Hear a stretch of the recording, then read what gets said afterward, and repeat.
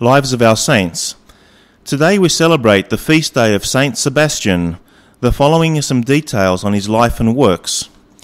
Sebastian, who had been born of Christian parents, had been recruited for military service and served with such distinction that he rose to prominence in the guard of Emperor Carinus.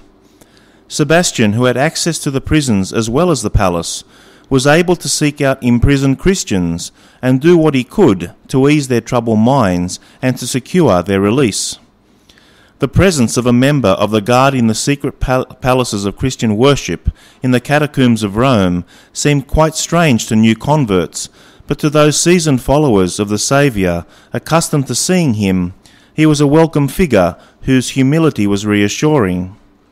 It soon became common knowledge that any Christian who found himself victimized by vindictive captors had a friend at the palace who would come to see him in his hour of trial.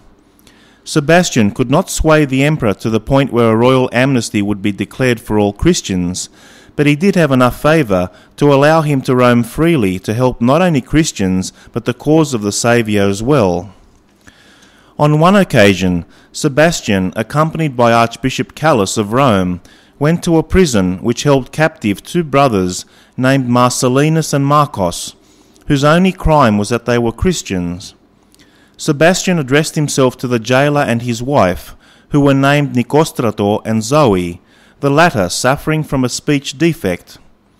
After speaking of the miracles of the Saviour, Sebastian knelt in prayer with the couple, and to their extreme joy, the impediment which had slurred the speech of Zoe all her life vanished immediately, and she spoke clearly for the first time. Not only the jailer and his wife, but all other non-Christians in the small jail were converted immediately to Christianity. Not long after this event, Emperor Carinus died. He was succeeded by Diocletian, who was an enemy of Christianity and who would tolerate no one in his personal guard who did not bow to the idols. Informers lost no time in revealing Sebastian's true religion. Diocletian then turned his attention to Sebastian, whom he had brought before him, to say he had personally selected a method of execution for the former soldier. Sebastian was made to stand in the courtyard before archers who fired a hail of arrows into their human target. Left for dead, he was taken away for burial when one of the martyr's widows noticed that there was still life in a body so riddled with quills he looked more like a porcupine than a man. Carefully removing all the arrows, the widow nursed Sebastian back to health, insisting he remain in hiding to seek safety elsewhere at the proper time. Sebastian was very grateful, but said that he was not accustomed to hiding, and on the occasion of a festive banquet held in the palace, he strode in to face the man who had supposed him long since dead.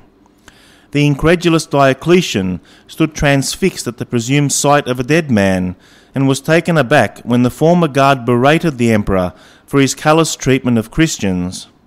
Recovering, the angered monarch ordered that Sebastian be beaten to death and thrown into a sewer. A basilica in memory of Saint Sebastian now stands by the Appian Way in Rome.